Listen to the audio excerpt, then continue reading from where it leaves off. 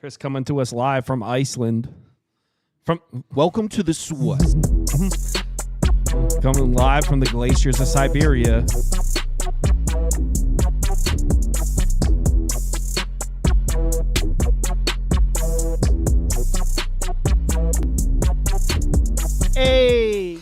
Hey. How's everyone doing? Hope you're all enjoying your Friday. Hope you all had a nice Thursday night.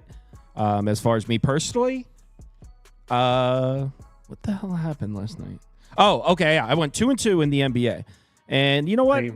The way NBA's been going the last couple weeks, I'll fist pump a 2-2 night. I'll take that, man, because I can't seem to get a grasp on it. Actually, last weekend, I had a nice little 3-day stretch there where I won a few bets in a row. But then this week, back to NBA's tough for me right now. Did go 2-2 last night. Special shout out to the Jazz for covering by the hook on that plus 5.5. Really appreciate that. Yeah, I only have one NBA bet open at the moment. Struggling with these games. And the NBA bet I have open, the line is completely gone. Injury updates, we'll talk about it. It's bad. So yeah, how have you? Are you guys having a good NBA week? Kreski? A good week. Well, I know I went 2-0 yesterday, and I think besides that, it's been slightly profitable, so it's been okay. Chris? So I went 2-2 yesterday with you, Kyle. The day before that, I had the reverse sweep. I went 0-3. The day before that, I went 2-0. And the day before that, I can't remember. So I don't know what happened on Monday, but about break even, I guess, is where I'm standing at for the week right now as well. I will say a lot of reactions last night to the Penn State game about James Franklin. And I mean, I did not watch that game, and my reaction was James Franklin's got to go. I didn't think he did a terrible job coaching that game. I mean, Drew Aller didn't play well. I mean, the DB fell down, gifted Notre Dame a touchdown. Look, I'm not saying Penn State deserved to win or anything like that. I'm just saying, I mean, Penn State, this is like the best Penn State team we've seen in some years this year. They were a powerhouse. They lost on a field goal at the end. I don't know. Look, the counter argument, I do see some people's point. James Franklin's been there for a decade. So it might, with James Franklin, be at the point where it's like, dude, beat Ohio State or you're gone. You know, so like maybe that I could see that counter argument. But as far as you take a step back and look at the body of work, I do not think James Franklin did a bad job with this team this year. The Ohio State game, yeah, maybe not the best play calling there at the goal line that would have tied it. But as a whole, I'm not like anti-James Franklin right now. I'm anti-Drew Aller. I'm down to join a hate rally on that kid. But yeah, no, I'm just joking. I would never curse out Drew Aller like that. That interception had my blood boiling a bit. But yeah, so Penn State lost. But that was a cool game, man. You can't ask for much more than that. Came down to the last second. Penn State Notre Dame was fun. Just wish the field goal went the other way at the end. Anyway, let's talk some NBA. And we have Milwaukee, Orlando. And last night, when I was going through these, this line was 3.5, 4. And I said I would take Orlando if it hit 6.5. I was thinking there was no chance I was going to get called on that. Like, I thought it was safe. Like, it's not going to. Well, here we are. It is now 6.5. I even see a 7. Do you guys co-sign an Orlando bet? I mean, hold on. So Milwaukee, I believe, is 1-4 against the spread in their last 5 games against the Magic, including a game earlier this year in Milwaukee where they only won by 5. Giannis and Dame Lillard did play in that game, and Orlando was banged up as they've been most of this year. I believe Jalen Suggs did play in that game for the Magic, but they were still missing pieces. By no means were the Magic healthy. They went into Milwaukee, played the Bucks down to the wire. So at Orlando, where they play better, there's a 7 out there. Talk me off taking the Magic plus 7. I think the one thing that I can trust the Magic to do, one thing that is always going to be consistent, no matter who's in or out the lineup, is they're going to play defense, and they don't want to play an up-tempo, high-scoring game. You look at the last, this is the last 7 or 8 games for Orlando. None of them have reached this they haven't reached 210. I know it's gone up now to 213. But that's just not the kind of game that they're going to play, especially if you expect them to win and cover. So I get it. Paolo could be coming back today. People think, it could be an increase in scoring with that. And to be fair, he's a really great scorer. But first game after being out for, a couple months, I'm not expecting him to play a full load, and I'm not expecting him to be in the best rhythm. So I put all that together. Milwaukee not really playing up tempo either, I believe. So I like under. I got the worst of the line. I took 209.5, and I think this one is going to struggle to hit 205. So under for me in this game. At the current number, so 212.5. That means Orlando's 213 right now, Cal. 213. 213 on Caesars. That means Orlando's team total is going to be at what, 103? 102 and 103.5. You can get on ESPN bet at minus 115. Best number. So that means you can get, if I can get Milwaukee team total under 110, 111. It's 109.5.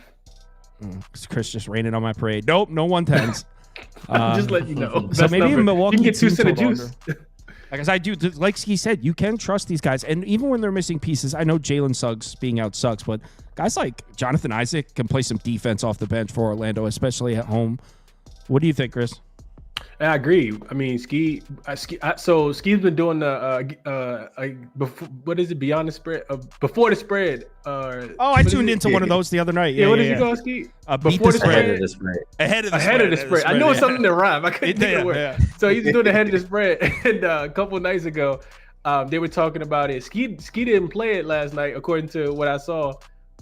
He didn't play it yesterday with Orlando. But me and you talked about this guy. We said, I told you I was on it. You said it was 207 yesterday, right? Against who did they play against? The Timberwolves.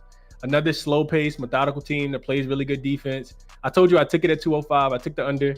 That game last night didn't even come close. And I'm kind of the mind state as well that Paolo's not going to be able to save him here in this spot. You got a Bucks team that's top 5 in defense over the last 5 games.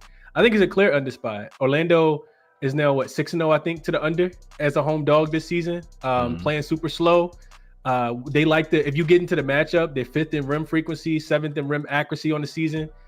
You got a Bucks team that is a really good defense against the points in the paint and points at the rim over the last 5-10 games. I think Orlando's really going to struggle to score the basketball. Both teams are going to struggle to score. So I would lean with Skee to the under 213. I may even get there. I bet this yesterday. I got Milwaukee -3. I do feel like they're the better team, and I'm just asking them to win by possession with the rest advantage here, the major rest advantage here. So I took Milwaukee -3. Of course, that number's gone. I would lean more with what you started it with in the beginning, Kyle. Like 7 is a big number for Miami at the crib. I'm for Orlando at the crib as a dog. So I would lean now, probably trying to get some of that 7 to push back. I didn't think that this was going to move 4 points. Like that's a tad bit too much for me. But as soon as Orlando game went off yesterday, I had already handicapped it and took the -3, thinking that all those guys were going to play. So right now, I say all that to say right now, best bet I think would be under 213. I'm agreeing with Skee, but I got -3 last night with Milwaukee. Well, like Skee said, the market definitely disagrees with you guys. This was 208 this morning. It's now 212.5, 213. So I don't know who's buying it up, but maybe it's a Banchero playing. I don't know. Let's go on to the next one. Maybe if I can get a Magic +7.5, Magic +8 or something, I'll throw a few dollars in for a tip. Hey, God, that line they gonna keep getting bigger for you. No, I mean, but like I said it last night. I was like, guys, maybe if it hits 6.5, I'll do it. And I wake up, it's at 6.5. I was like, oh shit. I thought it was 8.5. Did I say 6.5? I meant 10. All right, Warriors, Pacers. This is the game I have a bet on. Want to hear how sharp I am? Grab Golden State at 7.5. It's now 10. So I looked at this game and I did like Golden State a bit. So it was at 8.5 when I was looking, right? And I looked at the game and I saw, Golden State, they play great defense against the pick and roll. They play great defense in transition, 2 of the things Pacers love to do. I knew everybody's going to be hammering the Pacers here. Don't like to lay big numbers with Indiana. Everyone's going to hate that Golden State's coming out the back-to-back. Golden State's looked like shit. So I know everyone was going to be on the Indiana side, and I like the matchup for the Warriors. It was at 8.5. It dropped to 8. It dropped to 7.5. Then it was at 7.5 -102 for Indiana. So I was like, shit, this is about to drop to 7. This line is in a free fall right now. So I grabbed Golden State +7.5. Steph and Draymond are now ruled out. This number is now 10. just a sniper move there. I do like the matchup for Golden State. Obviously, with no Steph, no Draymond, it's tough. So I have this bet open right here. Golden State +7.5 is what I have open. Yeah. You said you putting the belt up, Kyle? That's what I heard. Skee. Well, hold on. No, Do we have confirmation on Halliburton and Miles Turner? I don't there's think still so. game time. But I don't really care. I mean, I took this one at -7 for the Pacers. This is not a good spot for the Warriors. I was expecting Steph to be out. Playing with their 5th game in 7 days. Been playing their best basketball. Also missing Kuminga, trying to get used to playing without him. I mean, now you're missing everybody. And this is a Pacers team that's finally found their rhythm right now. They've had 4 straight wins, all by double digits. I still think they can cover -10 right now. Like when I was doing the show last night, I said the cutoff for me was probably 10.5. So I think Pacers get a double-digit win. I personally have -7 in my pocket. Someone said, horrible bet, Kyle, that Steph's not playing. No, I'm aware of that. When I placed it, he was not yet announced. When I placed it, that was not yet announced. So I'm well aware. I actually led the segment off saying, guys, want to hear a shitty bet? Chris, I guess you're on Indiana here. Hey, Cal, you made a horrible bet, man. Hey, Kyle, just a reminder that you suck at this, dude. No, you don't. You don't. Yeah, I won't go back and forth. I think you definitely got this was at 6. It opened at 6 yesterday. So before Golden State beat Detroit yesterday, this line was already open at 6. I was like, man, that's a big number. So when these two teams played last year, I remember same exact spot. It's so crazy how this works. Golden State was playing on the second leg of a back-to-back against the Pacers. It was a 5th game in 7 nights as well. Golden State, I think Steph hit 11 threes in that game. He had like 45 points. I don't think that's happening today though, Kyle. Because outside of him and Draymond not playing, Kuminga's not there. Brandon Brzezinski's been rolled out. Wiggins left the team yesterday for personal reasons. He's not going to be a part of this game. I think under is the best play. I was looking into it. The Warriors as a dog in general, they are 9-5 to the under. I think it was 8 straight games have actually gone under the number. That's just them as a dog. Without Steph, they are 9-5 to the under. Games only averaging about 213 points. The Warriors score 15 fewer points per 100 possessions without Steph on the floor. Now you're missing Draymond. All of those guys that are in there, like Santos and Buddy Hill and Schroeder, those are like more like those are defensive guys. I think that they're going to come bring it in this game. And I think we probably see a very slow pace. You mentioned the matchup, Cal. Like you started your your breakdown with how much you like the Golden State Warriors defense against what the Pacers like to do. So I lean under. I don't know how many points Golden State's going to score in the 5th game in 7 nights without Steph and Draymond. So under, you could get 2. This is the crazy thing. The total was at 224 yesterday. Before Steve Kerr said that both Draymond and Steph were uncertain. After they got listed uncertain, the spread went from 6 to 8.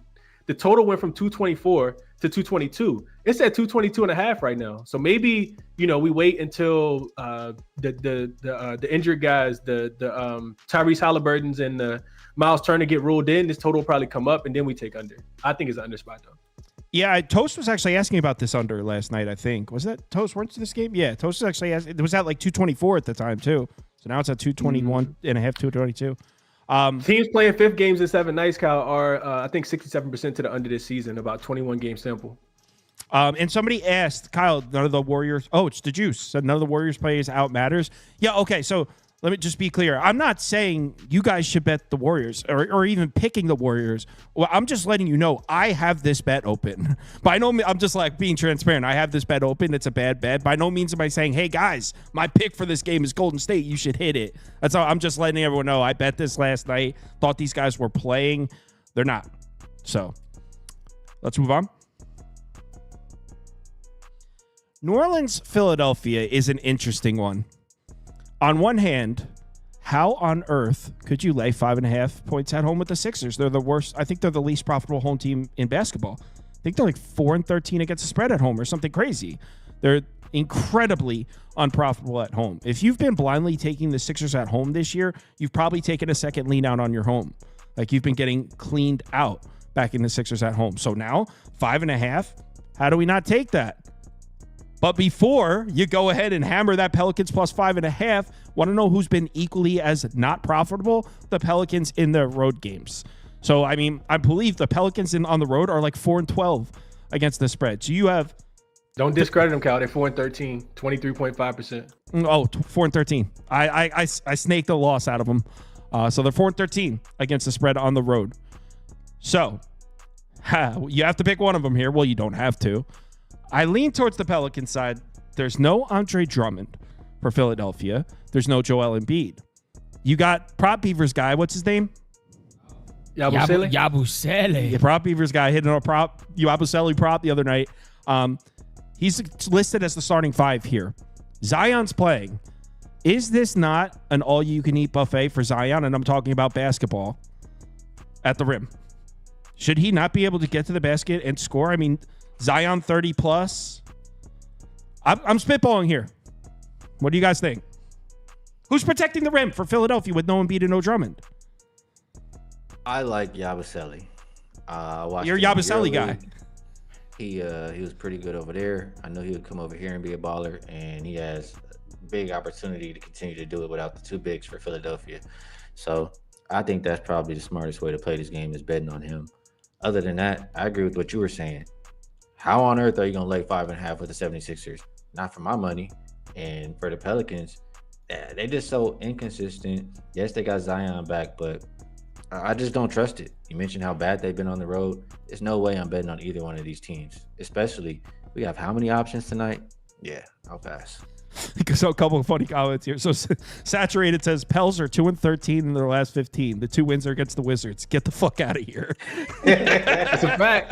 That is a fact. That is a stone cold fact. And then someone else said Zion Buffet. I'm locking. So Prop Beaver, he hit on the Yabusele prop the other night too. I guess we're a Yabusele network now. Chris, are we jumping on the Pellies here? No, absolutely not. Absolutely not. Like Skee said, not with my hard-earned money. But I can't lay it like you said with the Sixers either, though. You said the number. I repeated 4-13 against the spread on the road, and they're missing key guys. DeJounte still even listed as questionable. Herb Jones came back. He played like a couple games, 3 minutes into that game against Portland the other day. Messed his shoulder up. News just came out since we've been on the show that he has a labrum. He's out indefinitely, so he's not going to be there. Trey Murphy's not there. No way I want anything to do with them either, but I'm not laying with the Sixers 1-6 against the spread at the crib as a favorite. I can't get there. What I did take a small play on here was the under. I don't trust the 76ers offense without Joel Embiid. I don't trust the Pelicans offense either. These are 2 pretty poor offenses in my opinion. I know you talked about the rim protection for both teams. Neither team really playing really fast at all. When I look at the 76ers as a home favorite, their offense stinks. They're averaging 107 points per game. They're 5-1-1 to the under in that spot. So I don't trust the Pelicans to score. I don't trust the 76ers to score. I do trust both teams to play at a pretty slow pace. Both teams are banged up with a lot of injuries. So yeah, under would be the play in this game for me. When I look at the Sixers' last 3 games without Embiid, they just beat the Wizards. That game finished with 212 points. They beat the Phoenix Suns. That game finished with 210 points.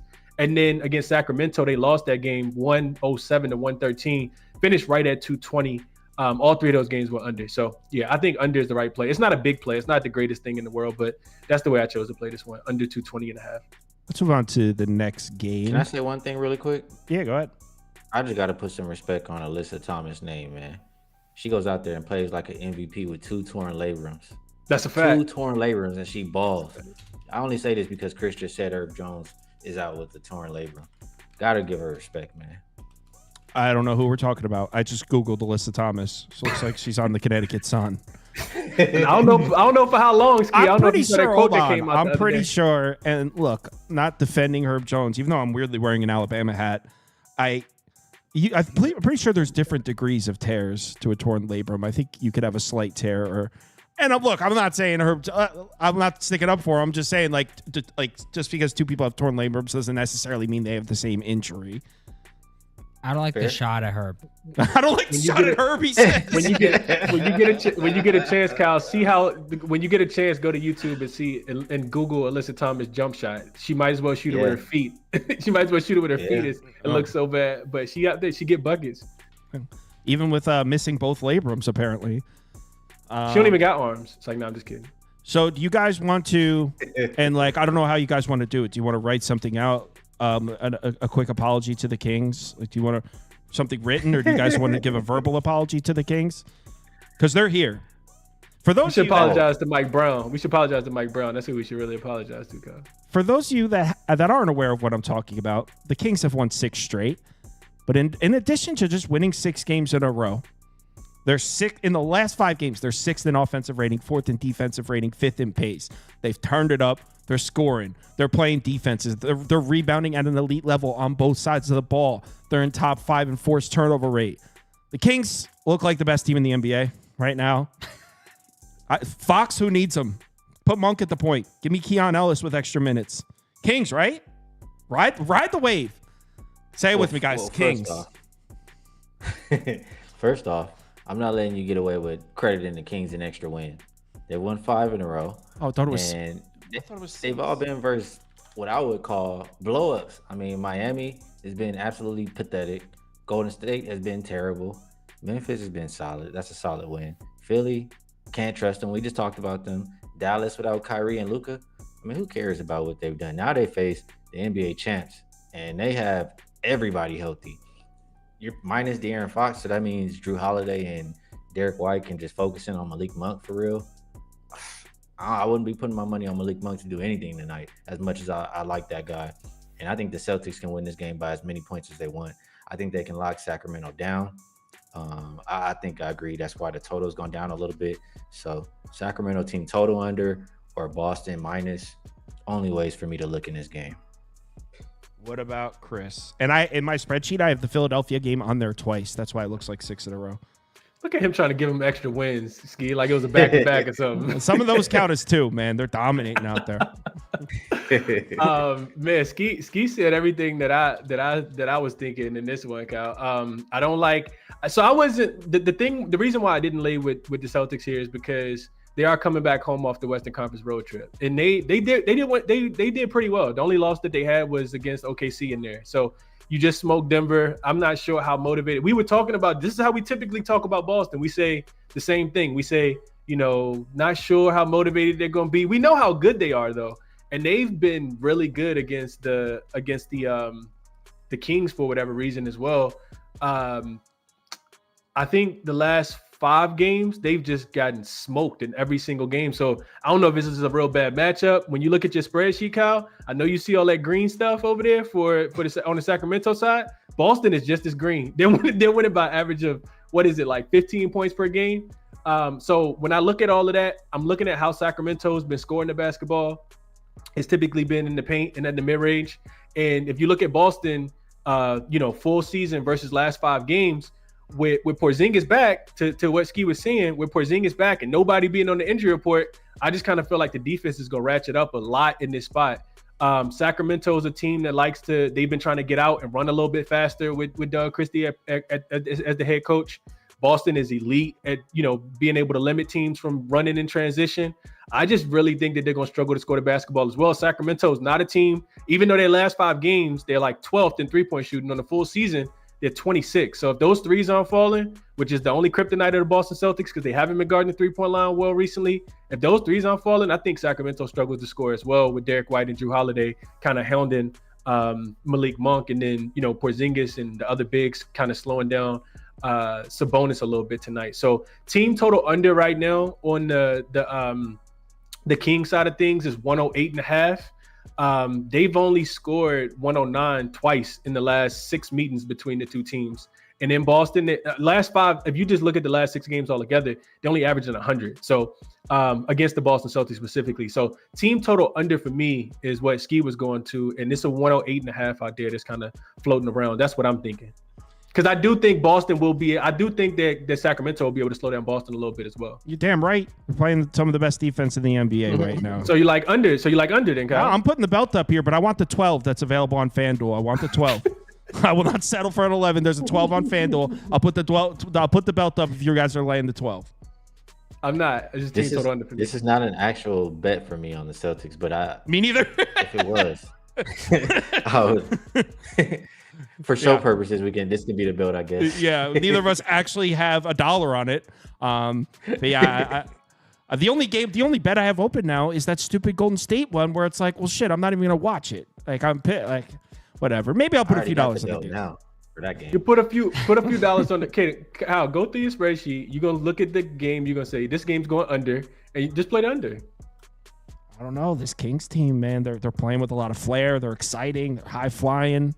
They Where do are they lead the scoring league from? in flair. I'll tell you where they're scoring from. They're 29th in the NBA in points per game allowed via isolation. DeMar DeRozan's about to put 35 on them in Boston. Kings money line, DeMar DeRozan 30 plus.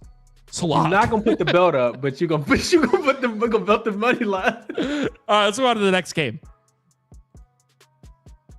Oklahoma City in Madison Square Garden here. I had my finger on the trigger on this one last night. I was looking at Oklahoma City at -2.5, and I was like, now it's 4.5. I believe it opened up at like 1.5 too. So line's been pretty clearly moving in one direction here. As much as I would love to take the Knicks to win this one, it seems like Oklahoma City would have to be the play. As long as it's under a number like 6. I don't have a bet on it, though. I'm open to suggestions if you guys have anything. Also, because I was looking at the spreadsheet on this one, and I thought this should be an under. Oklahoma City defensively, I thought this looked like an under game, but the way these teams are built, the Knicks are just always down to run with their opponents. And if the opponent gets out running, the Knicks will run right back. And sometimes they're kind of like the Nuggets, where like they play to the pace of their opponent. And so I don't know. It's kind of like, remember, Chris, you were talking about the Cleveland Oklahoma City under, and I was like, yeah, I get it, but like I could see it going over. It's kind of the same thing. So what I want to do is I want this number to get up to like 6.5 so I could play on the Knicks, but that's not going to happen. And also, even if it did, I don't even know if it would be a smart bet at that number. So at 4, this is pretty much a pass. Bet OKC then, Kyle. I'm open to see. I'm not betting against Oklahoma. I'm not betting. I should have taken it at the 1.5 early. That would have been the move here, to have it under 1 possession. But now up at 4.5. I mean, the Knicks are good. It's not like they're playing one of the best teams in the Eastern Conference here. Just coming off another game against one of the best teams in the Eastern Conference, Cleveland. I think the Knicks are every bit as good as Cleveland. I know people can't wrap their head about Cleveland's going to win 90 games. Cleveland's going to sweep through the playoffs, apparently, according to everybody. But yeah, I guess Oklahoma City, but I'm open to suggestions if you guys have anything you like. If you're gonna bet the Knicks, I would think that, with them maybe trying to get a little bit of revenge here, I would say maybe first half. Thunder have been slow starters lately. They figured out at halftime, come out and cover the full game, but 0-5 their last 5 first halves ATS. So I'll lean towards the Knicks on that. Also, if I'm going to bet the other side, Hardenstein versus his old team in New York, I feel like he's been a little bit inconsistent with rebounds, but I know last time they played, he had 14, and I know he'll be motivated to play tonight and have a good night. So I'll be looking to bet on Hardenstein some way, shape, or form, and lean Knicks first half. Knicks first half. Okay. Chris? Yeah, I like Knicks first half too. Kyle, we talked about this the other day, and I was saying maybe Cleveland first quarter the other day, and they didn't cover. But to Skee's point, it's been like 6 straight games now where they've come out and been down by double digits at halftime. Now, I'm not saying that's gonna magically happen today because they are coming off a loss to the Cleveland Cavaliers, but I think first half would be the spot. Whatever Mark Daigneault says to the team at halftime, like it typically works outside of that Cleveland game. So yeah, I think full game, like I could see it kind of going both ways. I don't have a strong opinion at all, especially on the total. Maybe, all the teams hit a bunch of threes and I can jump in, fourth quarter at the end of the third on an under for the full game like I did against in the Cleveland game, but nothing before the game. I kind of lean with Skee on the first half, taking the points with the Knicks in a quick revenge spot. We got to remember, they had a double-digit lead in that game against OKC last week. So this is also the first time that the Knicks have been a home dog all season. They have not been a home dog at all. So just some talking points, but nothing that I played official. Lean with Skee first half and then just watch it after that. All right. Next up, we got Washington, Chicago. This number's at 11.5. Good Lord. These last 2 games are tough. Jordan Poole's questionable. Sarr's questionable. Looks like Chicago's just the same injuries as before. No Torrey Craig, no Dosunmu, which has been the case for a couple weeks now. I don't know. I'm not laying 11.5 with the Bulls, but at the same time, I took a loss with the Wizards last week and wasn't an enjoyable experience. Not something I'd recommend to a friend is betting the Wizards. So I don't know. Maybe over at 242. I have no idea. Bulls have been playing better defense lately, but they still playing up tempo. 2 of the last 3 games I know have made it to that 240-ish plus range. So against a Washington team who I really don't trust defensively at all, I would lean towards over. I would want pull in. You start to look at this injury report too long, you get dizzy. But if you can get pull in, that adds some offense and less defense. So I can understand why the market is going up a little bit there. Sidewise, it didn't happen last game, and I was pissed about the Sixers not covering that game. But for the most part, 19 of the last 21 Wizards losses have been by double digits. So I don't think you should be surprised by any team laying double digits to them. And I think Chicago is a team that can cover. So lean Chicago, lean over, but didn't play. Chris? Man, another game with no strong opinion. Don't want to lay just like on the opposite side of Skee. Don't want to lay this many points with the Bulls. They're so Jekyll and Hyde, man. Like 5-5 straight up and against the spread. They win one, they lose one. They cover one, they don't cover one. They absolutely got smoked against the Pacers in the last game.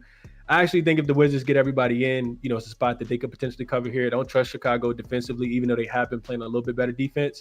When I look at the Bulls, they've only been a double-digit favorite 5 times in the last 4 years. And they're 1-4 against the spread in their last 5 games going back 5 years. And those games typically go under 4-1 to the under. I have no idea what to do with this game, but I know I'm not betting. I'm not laying double digits with the Bulls. I can't do it. Let's go on to the next one. The Nuggets are laying 14 points, and Jokic might not even play. That's how rock bottom the Brooklyn Nets have become. In the last 10 games, the Nets are 28th in offensive rating, 19th in defensive rating. That's against the 27th strongest schedule. So the Nets are playing an easy schedule. You got the Raptors twice in there, the Sixers, the Pistons. You got some bad teams, Spurs. You got some bad teams in here in the last 10, and they're still putting up terrible efficiency numbers. I honestly, I would have to say Nuggets. I don't know. What do you even do with a game like this? If Jokic plays, the Nuggets should win by however many they want, but I don't know. Well, I'll just remind you and everybody, Kyle, this is what the Nets are, okay? When you have D'Angelo Russell and Cam Johnson in the lineup, you're going to see them score a lot of points. When you don't have them in the lineup, they don't have anybody to score any points. It's points and no defense with those guys, and then just no offense without them. So that's why you see the Nets struggling to score. I was on their team total under last game, but I don't really trust Denver's defense. I get it. Brooklyn should really struggle, but Nuggets been kind of giving it up to everybody. So I couldn't really get there with an under in this game. Last Nuggets game, I played Westbrook rebounds and assists, and it was 12.5. I know he's been killing it 5 of his last 6 games. But the number, I bet 12.5 at plus 100, and by game time it was 14.5, 15.5. So I didn't even look to go back to it this game. I'm sure they put the numbers up, but whether Jokic plays or not, that's the one person I would be looking at for Denver. So rebounds and assists for Russ, that's probably what I would look at. Rebounds and assists for Westbrook. Chris? They don't even got the number listed, Skee. I'm looking for it. They don't even got it listed, probably because of Jokic being questionable. This one was pretty easy. I didn't bet it big because I don't like laying that many points, and I haven't laid this big of a number with Denver, but probably with anybody outside of OKC this season. But I laid it. It was a small bet. It just when I was going through my spreadsheets, Kyle, everything that. So you mentioned the strength of schedule stuff, but everything that Brooklyn. Not only is Brooklyn, you mentioned, I think you said last 10 games, Brooklyn's the second worst offense and the third worst defense over the last 5 games. So it gets even worse. They're getting outscored by an average of 18 points per 100 possessions. And then I pay attention to what Denver is doing. Denver wants to score in the paint. On the full season, they're number 1 in paint and rim frequency. In the last 5 games, they're number 2. And Brooklyn can't even stop that. They're bottom 5 in opponent rim frequency and bottom 10 in opponent rim accuracy. So this should be a layup line for Denver in this spot. Denver's also shooting the 3-point shot a lot better as of late. the 8th in accuracy. Denver also likes to run. They're 3rd in transition frequency. Brooklyn giving up the most points in transition. Like, this is just the spot where it kind of feels like Denver should win by 25 or 30, honestly. So I did lay the number. I was like, I'm not going to overthink it. I just laid it. It's a smaller play, but first time I ever laid this many points with Denver. But I did lay the 14.5 here, even with Ben Simmons coming back. And if Jokic gets ruled in, I'm expecting this to be like 17, 18 probably. I'm looking at the projected minutes from the Nets. Reese Beekman is projected to see 16 minutes. Tosin Evebowen 14 minutes. Jalen Wilson, 31 minutes. Tyrese Martin, 21 minutes. This is a Big 12 team, man. But all right. We got college basketball up next. Real quick, guys, want to tell them where they can find your stuff if they don't already know? Yeah, all my work you can find at Skee Profit, whether it's YouTube, Twitter, and if you're interested in getting, an early look at some games, I will tweet it out. I do a late night show with Ronald Cabang, and we just get an early look at the next day's games. So we do it Sunday night through Thursday night to look at the weekday games. So check us out. Appreciate you for having me, Kyle. For sure. Chris? Yeah, at Chris Be Cappin 2 P's 2 N's over on YouTube and on X, and my show is in the morning, so typically early morning, between 7:30, 8:30, go live and kind of talk the games out, give out some early lines as well. Appreciate you having me on as well, Kyle. Sure. Yep. Have a good weekend, guys. Talk to you. And now we got Scoop wearing a Jacksonville Jags wool cap. It's a he's rocking a Jag Scully on the show. Look at Got a fucking skater boy. a Sauce Network shirt and a Jacksonville Jag Scully. It's cold. Yeah, exactly. He's just a skater boy. He said, "See you later, boy." We got 2 college basketball games. At least I don't have like 4 or 80 minor league baseball hats in your house. Yeah, I just got them in the mail. It's really cute. Look at this one. It's cool. Is it though? That's an actual minor league it's baseball cool. team that has eyes. Yeah, look at this one. This one's cool. Rocket Man. I don't even know what this is. I got it. There's like 18 of This those one's pretty hats. cool. There's like 28 of those hats in existence. The 25 players on the team. Toast is one of the other things. Oh, Lord. All right. Minnesota, Wisconsin. Fine, you gotta go and make things. Scoop, you can go first because you actually bet this game. I didn't bet it, but I agree with you. Sure. For some Kinda. reason, I only come on the show when Minnesota plays. I noticed that too. Wisconsin's, kind of rolling 4 straight after those 3 losses in a row. They beat Rutgers at the rack. Really, who doesn't this season? That team can't play defense or offense right now. But that Iowa game, you saw what they could do offensively when they're on. Minnesota finally played their first decent game this season with that double overtime loss to Ohio State. They were actually close to not covering there. Reason that game was close is Ohio State's shooting the last few games has really come back down to earth. 27% from 3 that game. Minnesota actually shot better than Ohio State that game. Minnesota, typical, they lost the game with the free throw line, 12 for 27. They shot 44% compared to Ohio State's 88%. That's a big problem all year. They're actually the worst power conference free throw shooting team, and they're 5th last in the country. Only ahead of, I think, Citadel, Air Force, Wofford, and Stephen A. Austin. So, also, Minnesota just hasn't won a game from home away from home this season. They're 1-7 in quad 1, 2, and 3 games. Really, I find it hard to see how Minnesota can keep up with Wisconsin's offense. Garcia for Minnesota, maybe the only issue for Wisconsin down low, but Winter and Krall should be able to handle him fine, I think. Minnesota historically, especially this past decade, have always played Wisconsin tough. They're actually 0-7 against Wisconsin in their last 7, but 6-1 against the spread. But again, it's not the Minnesota team of last year. This team's just bad. They have no depth.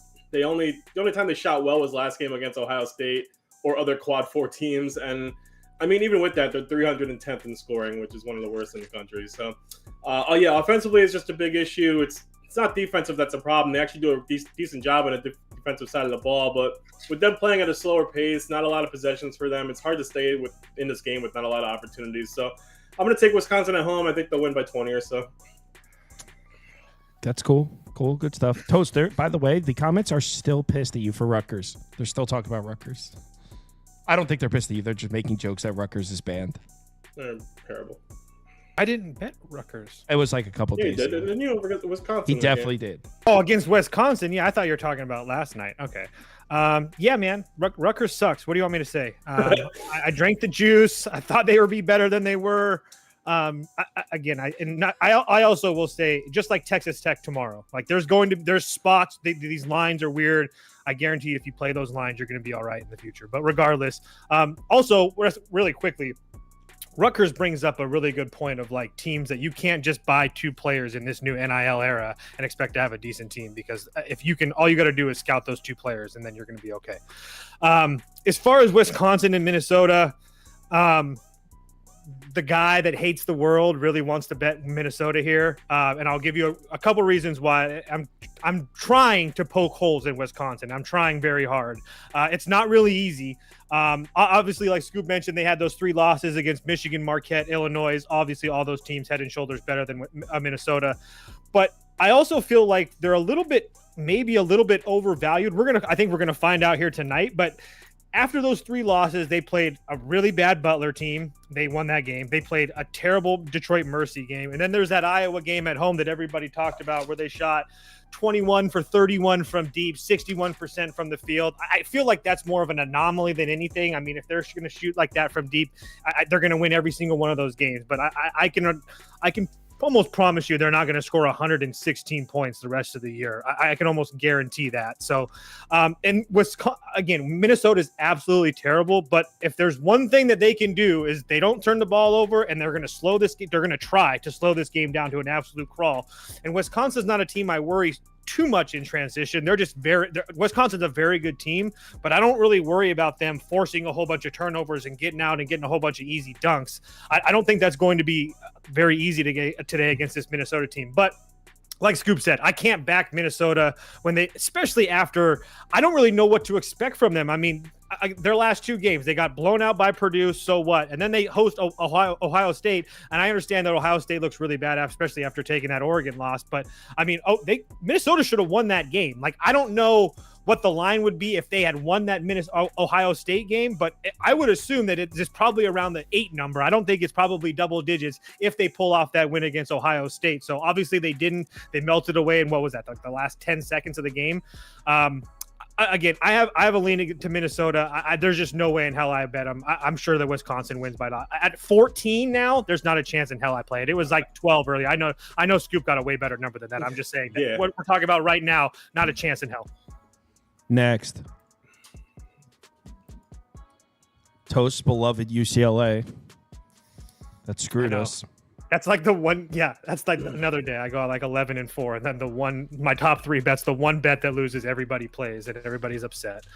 What's that? Welcome to our life. I was somebody who played that. Yeah, I also gave you 2 other winners that day. You didn't mention those. It's all good. It's not important. It's all good. It's always The the one ones that you lose. You don't care about the ones you win. UCLA was the one that mattered. Right. That's true. Go ahead, Toast. You got it. We both got bets in it. We both got bets in this game. I mean, I just I guess I believe a little bit more in this UCLA team than some people do, especially on this panel, obviously. But I do think that we have some positive things that are going our way with UCLA. I played UCLA first half plus 2.5. I think that this is more of me kind of playing the spot that UCLA's been in. They played their last 4 games have been last 6 games really. You can keep on going back. They've played a very, very good schedule, but the last 4 that they've played, North Carolina, Gonzaga, Nebraska, Michigan, again, they're 1-3 in those games. They could have beat North Carolina easily. The ball just didn't go their way, especially in the first half. The Nebraska game, their first Big Ten road game on the road, or I'm sorry, their 3rd Big Ten game, because I always forget that Washington and Oregon are now in that conference. But regardless, their first time in conference having to travel against a Nebraska team that I can even admit that I might have undervalued a little bit. I mean, they did take that elegant. They did fold like a lawn chair against Iowa, so that made me feel a little bit better. But regardless, that team's playing a little bit better than I expected. And then we obviously all saw them get absolutely blown out on Tuesday, last Tuesday against Michigan. But Again, I said this about the other game. I just feel like that Michigan performance was a little bit of an anomaly. I mean, Michigan shot like 55% from deep, 70% from the floor. I mean, against the UCLA defense that's a top 5 in the country. Like, I just don't see this UCLA team having another dud, especially when they've already traveled in the Big Ten on the road. I know obviously Maryland's another hour and a half from Nebraska or whatever it is. It doesn't really mean too much to me. I think that you're going to see this Mick Cronin team play a lot of very good defense today. They're going to try to slow this game down to an absolute crawl, and they have the personnel to do that against this Maryland team that I don't really trust the guards on Maryland. I will give you that Queen and Julian Reese are absolute studs, but Gillespie and Rice are meh. I do think that Sheldon Mack and company can handle what those guys are going to do. But I don't want to deal with UCLA late in this game. I feel like that we're going to see a really good defensive effort out of them in the first half of this game, and their offense should be just fine to score. I don't really feel like Maryland's defense is anything to write home about. Again, Maryland has very good numbers everywhere. I'm just saying that I personally am not a fan of this Maryland team just yet. Again, they have 2 very good players in Reese and Queen. That's about it. I trust Mick Cronin to have a plan to neutralize those guys. So we'll see what happens. But after you go in the media and tell everybody that your players are soft and they're literally delusional and they think they're good, I would expect UCLA to come out here with some fire here tonight. Someone in the comments says, when are people he says, hold on one sec. Let me pull up the comments. So when are people going to realize Minnesota is ass? Is that what he said? Well, yeah, we knew that for a little while. Yeah, well, like they're catching 15 points. I mean, I think they've caught on. And I will admit too that there's part of me that I didn't play them against Ohio State, and I'm mad that I didn't. So it gives me a little bit more confidence that they're going to be all right. But yeah, we'll see. Wisconsin could name their number if they wanted to. Our poll is deadlocked: 47% UCLA, 47% Maryland here. Scoop, you're fading the Bruins? I'm not taking a side. I am on the over. UCLA coming off 2 straight losses. They'll probably be out of the top 25, I think, for next rankings on Monday. That Michigan game, I was talking. I know Toast knows. I lost by 20, but the shot quality had them was pretty much even that whole game. That was a lot closer than it should have been, or it should have been closer than it was. What is funny is Mark Cronin blasting the team from being soft and delusional. So I don't know how they're going to land, how that lands in the locker room. I guess probably good. I guess we'll see. But Maryland's also coming off a 2-game losing streak where they're on the West Coast for both Washington and Oregon. So I really put this as, will Eric Daly be able to shut down Derek Quinn? I don't think he can. Toast does more. I know he's way better defensively than he's way better defensively than offensively, but he also came back and couldn't do anything defensively against Michigan. The thing with UCLA is they're really struggling with transition defensively. You saw it against Michigan. You saw it against North Carolina in the second half. So while they are 5th in defensive efficiency, I think they really won't be able to hold down the front court as long as Queen and Julian Reese. Like I said, like Toe said, it is their 2 best players. So if they do shut them down, that's going to be a UCLA game all day. But I also think Philadelphia UCLA is going to get points too, because as much as he's a forward, he likes to kick his game outside. I think he'll be able to get points that way. He's a good shooter. He's a good 3-point shooter. And Eric Daly definitely has a solid outside shot. They can knock down shots as well. But in terms of in the paint, I think Maryland should be able to, get inside on UCLA because, like Coach says, they're a bit soft and will probably get out rebounded. But with the transition, Maryland has a 20% transition rate. UCLA is better in a half-court set. I like Maryland to score some points here. I understand Toast's point that they're not like Michigan or North Carolina in terms of getting to the basket, but I just find 137.5 where I got it at is a little too low. And on the other side, UCLA is going to get to the rim. They shoot top 15 in the country against the rim, and Maryland can't defend the rim worth shit. So, I think UCLA is going to get into a high-scoring affair here. And I think pretty much with their ball movement, I think they could definitely score in Maryland. So if I was taking a side, I would lean UCLA, but I like the over more than that. I also like story. And you mentioned that. I forgot to mention that. I also like the first half because you have Maryland coming back from the West Coast. This is going to be their first game. And last but not least, this Maryland team hasn't seen a team like UCLA that can force turnovers. UCLA number 2 in the country. The only other team that Maryland has seen in the top 25, or matter of fact, let me check this, double check. Yeah, in the top 125 was Marquette, and they lost that game. So we'll see what happens. I think that UCLA shows up tonight. Wow. I can't wait till Kyle actually gets into college basketball because I'm just gonna punch him in the face when I say him. Like he's such a jerk. Why? When you mean when I sweep the board repeatedly in March? That's fine as long as you're participating. I was participating in the last one. Can we go on to college football? The viewers are going to riot if we don't talk about Ohio State. All right, Scoop. There's a college football game tonight. There is. Ohio State, Texas. It's a very unique situation we're in right here because basic sports betting logic, sports betting 101, they would teach you. You take Texas here. The look ahead in line for this was basically a pick 'em. It's now Ohio State -6 based on the last two games. And basic, like if you had a sports betting professor in sports betting 101, you play against the overreaction, right? You play Texas here on the overreaction. 2 data points is not enough to move a line freaking 5-6 points. So I get it. If you're on Texas, you could put the under up as my big pick though, please. I actually don't even have a graphic for the under. I just have Ohio State. You took Ohio State too, right? Yeah. Okay.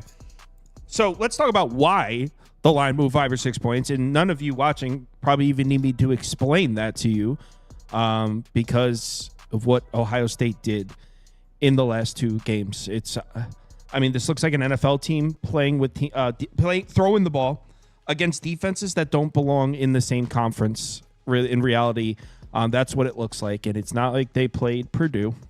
It's not like they played Michigan State. They played Tennessee and then Oregon. Tennessee is probably a top 10 defense in the country. Oregon, probably a top 10 defense in the country. And Ohio State not only hung 40 pieces on them, but they let up because they were playing with a big lead sitting back in coverage.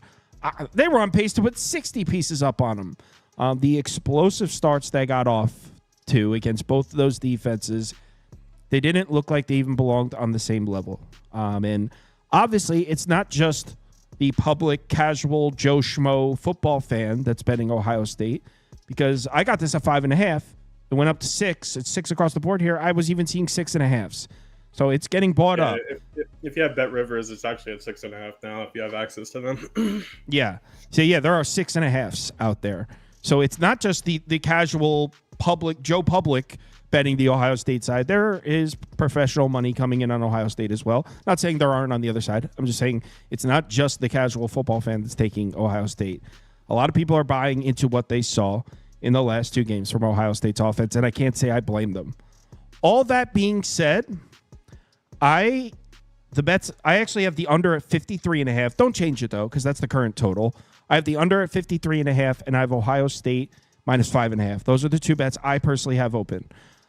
My bets are not really based on the Ohio State offense the last 2 weeks. In fact, I think it's very realistic that Texas defense is going to bring this offense back down to earth. Tennessee's defense is great. It's elite. So is Oregon's. I would put Texas a notch above that. In fact, I would put Texas right up there with Ohio State in terms of the best defense in the country. Texas defense, I will co-sign. This defense is elite. They have one of the best corners in the country. It's probably going to spend a lot of time on Jeremiah Smith. I believe his name is Barron, I think his name is. So I think Texas defense is going to give Ohio State's offense a wake-up call. And if Ohio State doesn't get up to a 21-0 lead immediately before we even get our TVs turned on, we could see a different-looking Ohio State team. So I think Texas defense is going to show up and give Ohio State the wake-up call here on offense. We're going to see Will Howard under pressure. Maybe Ohio State struggle to run the ball. But Kyle, why is there an Ohio State graphic on the screen? Because I'm looking at the matchup on the other side of the ball because everyone's the hype train that is the Ohio State offense. Yeah, it looks electric. Jeremiah Smith, Abukum, Will Howard, you name it, NFL all across the field. I'm looking at the other side of the ball, and I'm thinking, what the fuck is Texas going to do offensively in this game against Ohio State's defense? Because like I said, the hype's on the Ohio State offense. I think the Ohio State defense might be every bit as good, if not better, than the Ohio State offense. This defense is elite. We saw Quinn Ewers. I don't know if you guys saw the graphic I put in the video last night. In the college football playoffs, right? We've seen Texas play 2 games. They've played 2 football games, right? against Clemson, against Arizona State. In those two games, Quinn Ewers was this is what Quinn Ewers under pressure in those two games. He was only pressured on 14 total dropbacks in both games, meaning they kept him pretty safe. He wasn't under duress in these games. He was pressured on 14 total dropbacks. He was 6 of 14, 60 yards, 2 picks, and 11 passer rating. He's struggling to handle the pressure against Clemson and Arizona State. Arizona State, in case you're not familiar, worst pass rush in the Big 12. It's actually not close. I believe they're 128th in pressure rate this year. And Clemson, it's an average, slightly above average pass rush. This is Ohio State. They lead the country in sack rate.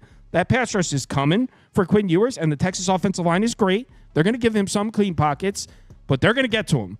I don't know what Texas is going to do offensively. Quinn Ewers is going to have to show us a gear that he hasn't shown us this year. He's going to have to come out and play an NFL-type game. I think Ohio State covers because of their defense, not because of their offense. I think Ohio State's offense, like I said, is going to be hit with a wake-up call. Final score, 27-16. Ohio State covers. It stays under the total. Yeah, so listen, everyone's on Ohio State, so that's one thing, I guess. That's a bit concerning. Actually, recently, I just saw in the last couple hours, a lot of people are backing Ohio State, so that's something. But Ohio State offensively, obviously, I'm going to reiterate a lot of what Kyle says. I'm on Ohio State. Ohio State offensively is 4th in yards per season. Obviously, Texas is, like Kyle said, one of the best teams in the defenses in the country. We've seen good defenses shut down Ohio State this season, but the last few games, Ohio State's been absolutely ridiculous. The last few games, they were easily the number 1 team in the country offensively, if you look at numbers. And Will Howard has turned it up to another level as well. Against Oregon, he had 2 insane games. In Tennessee, their offensive defense is crazy. I don't think Ohio State will light up Texas, like Kyle said. Texas is number 1 in DFEI, so. But come on, you saw Arizona State almost upset Texas, and then they were double-digit dogs. Levitt had a decent stat line, scatterbooed on Texas. And I know Texas' secondary is great. They were giving up just 166 passing yards a game, but that was during the season. And in the playoffs, so far, Texas has given up 632 yards, so they're headed the wrong way. Spread's already out for the championship, by the way. Notre Dame catching 3 against Texas, 7.5 against Ohio State.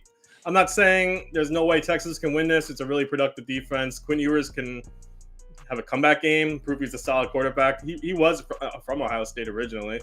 But I find it hard for Texas's offensive side to bank on. I mean, especially their offensive line, like Kyle said, against a solid team like Georgia, they couldn't protect Ewers, allowed a ton of sacks. Ohio State has an amazing front 7 right now, especially as the season went on. So if Ewers has no time to throw the ball, it's going to be a rough go. Ohio State had 4 sacks against Tennessee and 8 against Oregon. And I just don't see Texas really controlling the clock like Michigan did against Ohio State. And Ohio State is not Clemson, who's really been average all season. And Arizona State, obviously, they're way better than Arizona State. The spread is super high for an incredible defense. As long as it stayed under 7, I was grabbing Ohio State. I know this is also kind of a home game, obviously, for Texas, since it's right there. And I think it was like 2,000 people couldn't travel from Ohio because of the blizzard or whatever. But yeah, the way Ohio State's rolling, if you look at who's Texas played, they haven't played either a downfield type of pass attack like Ohio State this season. They just haven't, if you looked at the numbers. Will Howard is gonna air it out here. So Texas needs to establish a run game to compete. I don't see that happening either. I don't know who said it. I think it was DeJuice. He said Ewers' interception is minus 210 right now. I saw that before. I thought it was funny. It's not worth doing anything with that. But yeah, I think Ohio State's going to give them problems on both sides of the ball. Again, I know there's obviously 6 points in a semifinal playoff game is crazy for Texas, but I like the way Ohio State's playing, so I'm going to grab them. I think it was Joel Klatt on YouTube who said he was talking about this game. He put out like a preview for this game, and he was I think like the way he phrased it, I don't remember word for word. He was like, Ohio State up until the Michigan game was coaching to protect something, like the coaching afraid to lose, afraid of messing the season up. When after the Michigan game, they started coaching to go out and win and playing more free. Again, I'm paraphrasing. I don't remember the exact phraseology he used, but when I heard it, I was like, "Yup, that's exactly how I feel as well." They're not playing scared. They're opening this offense up. And we're starting to see how explosive and how just a step above these other teams, they really are. And especially Texas. I mean, if it was Georgia, or Georgia's a bad example because they just lost in the backup quarterback, but it was one of those teams, an Ole Miss or an Alabama, then maybe not. But this Texas offense isn't very good, and it hasn't been very good. They racked up a bunch of really nice-looking stats in the first 5 weeks of the season against the likes of Colorado State and some bad opponents. Ever since they got into SEC play, this has been an average offense at best. This offense just hasn't been very good. So, yeah, I'm fading the Texas offense, not the Texas defense. Ohio State under. Should we do a community parlay? Hit the song. The song's not working. There it is. Making a parlay. Yeah. I don't know what's going on with that song, man. We got to figure that out. We keep saying that, and then the stream ends, and we get busy with something else. It's on a skippy bullshit. All right, you want to do the polls real quick? You have it open? I don't have it open. Sure. Yeah. Okay, we're going to do first and second place from this poll. Okay. They're going to want Ohio State money line in there, so we're just putting it in. We're not putting in the poll. So Pacers, no, I'm saying we're putting that in the parlay. I guarantee you they're going to vote for that. So Pacers money line, Bucks money line, even though I think that's wrong. 76ers money line, I guess. Celtics money line, and we'll take first and second place from that poll. I think it's funny that Texas fans they're in the semifinals and they can't wait for Quinn Ewers to leave this year after this game and have Arch Manning play. It's crazy. Yeah, they're fired up, man. Fired up for the future there. Those horns. Quinn Ewers going to North Carolina.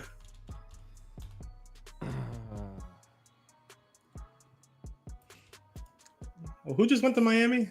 Oh, Carson Beck. Carson. Carson. Yeah, someone commented or someone posted on Instagram a story and tagged me in it, and they tagged the Pick Dogs account too, and they were like, Carson Beck going to Miami, Mitch and Andy, because Mitch is diehard Miami thing. It's like I'm betting Carson Beck Heisman or something. I forget exactly what he posted, but he tagged me in it. Someone said Quinn Sewers before. All right, next poll. There's only 3 left, and we're just going to take the first place. It's Thunder money line, Bulls money line, Nuggets money line.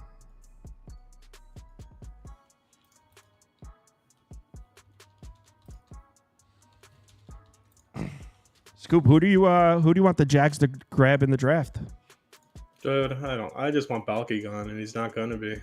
Yeah, that's General actually manager. insane that they are keeping him around. Well, then now they said, like, if they hire a coach who has a better option, they're like, yeah, do you have anyone that you recommend for GM? That would What? be, we'll Yeah. yeah, swear to God. They did say They're that like, yeah, we'll directly in fire front him of Balky. if you want, They said Wait, that the on a coach video doesn't- conference with Balky. The directly in GM is front supposed of to be the coach's boss.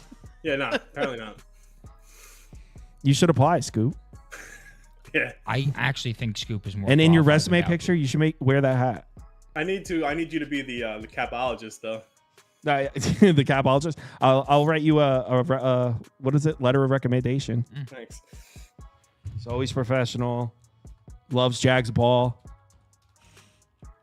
Scoop is actually a Jacksonville Jaguars fan. If you guys didn't know that, he's not just like wearing that cap. He legitimately represents the Jaguars. And I actually saw. I just had my 30-year anniversary of being a Jaguars fan. 30-year anniversary of being a Jags fan. I actually was at his house. He had a party for the Jags-Chargers playoff game, and I showed up. What was I rocking? A Chargers jersey or a Chargers Yeah, hat? you were. And then the Jags Yeah. came all the way back and won. That was great. So anyway, the community parlay today is Ohio State money line, shocker. Pacers money line, shocker. Celtics money line, shocker. Thunder money line, plus 225. Thanks everyone for watching. NFL video coming in probably later tonight, probably like 8 or 9 Eastern time. I already recorded the Texans Chargers part. Gotta do the someone sent in the super chat. Balky's number one skill is staying alive. He survived 4 coaches in 5 years in San Francisco. He always convinces the owner he can get the next one. Sounds right. That's from City Burt. Thanks for making me feel great about myself, City. So yeah, NFL video coming later. Just got to do the second game because there's 2 tomorrow. Tomorrow morning we're gonna do the live show at 10 a.m. because we got to do college basketball first, NFL second. So we're going to do college basketball first and then NFL at the end of that. So if you come early, don't be hitting the comments asking for NFL. If you want to see NFL, just come later. Come at like 11:30. The college basketball show is for. College is only going to be 9 games, I think, right? Oh, it's not a loaded Saturday? No. In that case, we should probably start at 11 at 10:30. We don't need to start at 10. I thought it was Saturday. I thought it would be loaded. Yeah, it's not good games. There's I'm looking at the schedule. There's like 100 games, bro. What are you talking about? We had 9. 9. Oh my 9. God. The lack of ambition between you and Toast. I'll look, see if I can find some games I like. But we'll make it 10:30 instead of 10. So 10:30 a.m. tomorrow morning. Hit me up in the Discord if you need me. Got the betting league coming back next week. So starting Monday, betting league will be back. For those of you that want to get in on that, $150 cash to the winner every week.